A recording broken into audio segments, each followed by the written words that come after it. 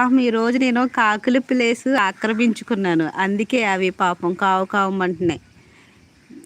ఇంట్లో సిగ్నల్ రావట్లేదని పైకొచ్చాను. అక్కడ అంటే చెట్టు కింద కూర్చున్నాను పైన. పాపం చెట్టు మీద కాకి గూడు ఉన్నట్టుంది. అది అటు తిరుగుతుంది, ఇటు తిరుగుతుంది. నా దగ్గరకు వచ్చి కావు కావు అంటుంది.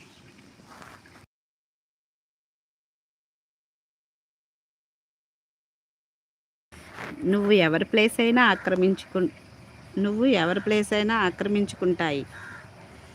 Second live.